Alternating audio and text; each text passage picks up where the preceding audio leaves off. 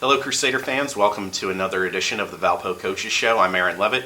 Joining me today, Valpo softball head coach Kate Stake. Kate, thanks for being back here. No problem. It's been a little while since we had your season preview. You're about halfway through the regular season now. Had a long spring break trip in there and came home, started Horizon League play last weekend. We'll get to that in a little bit. But I just want to kind of take an overview of the first half of the season, get some of your general thoughts on how things have gone so far in your first year at the helm.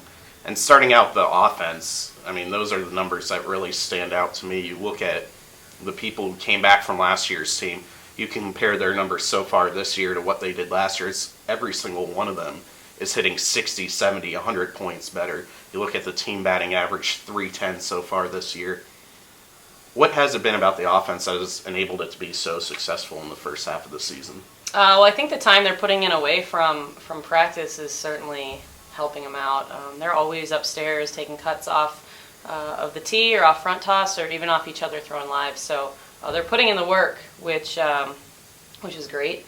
I think their approaches at bat too are where they need to be. I think that the way they are approaching every at bat and every pitch has definitely helped them gain some of those points that you're talking about.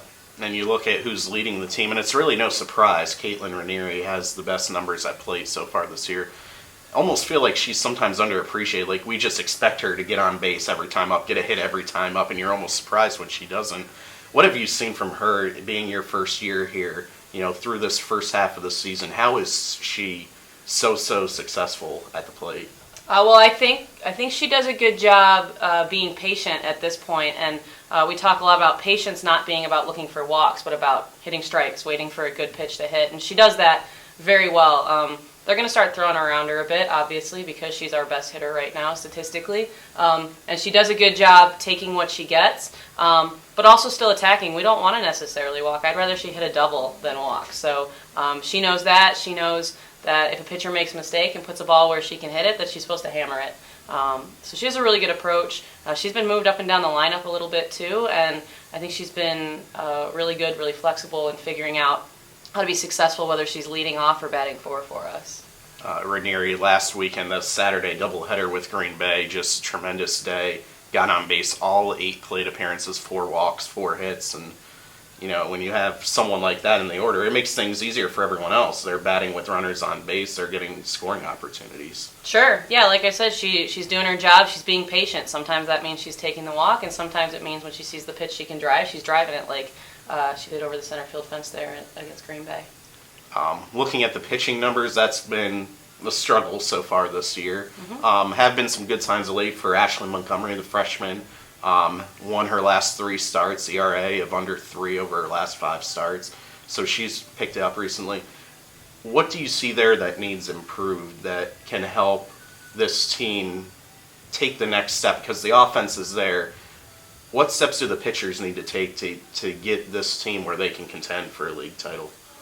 I think we have talented pitchers. I don't think there's any doubt that they have the talent and the skill. And I think, the departure of our pitching coach partway through the season was inopportune. But I think that our players are resilient.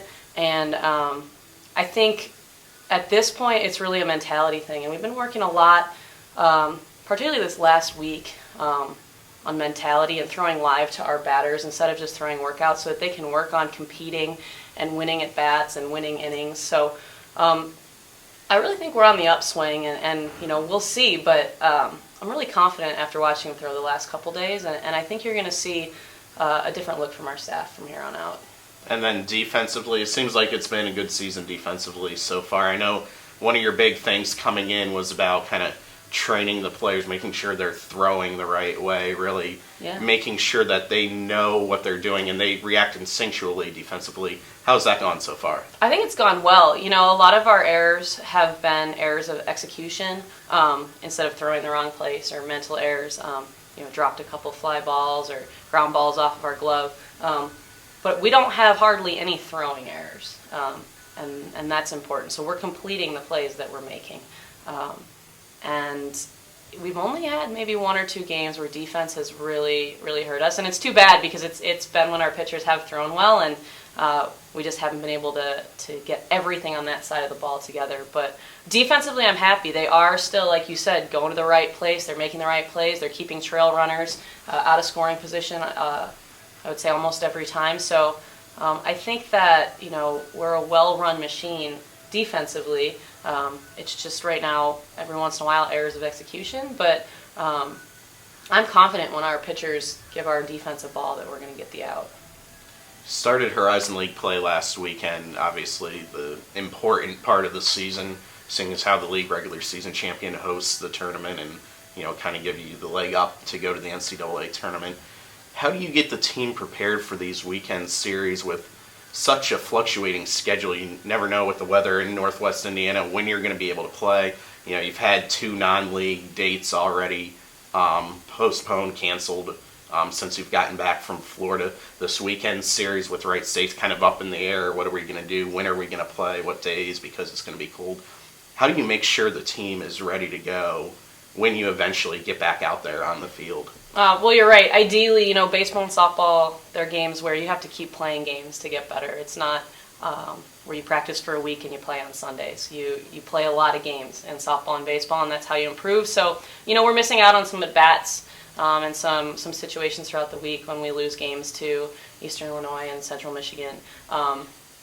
But, like I said, we're hitting live off our pitchers. We're still trying to simulate what they're going to see in a game. Defensively, we don't get to do quite as much if our field has snow on it or is underwater, but hitting-wise, they still get to step in the batter's box and have the right approach. Our pitchers get to throw against a really good offense. So we still get to do the parts of the game that we need to be working on. And it's a routine that we've been in since January at this point. So it's not like it's not that unfamiliar to us right now.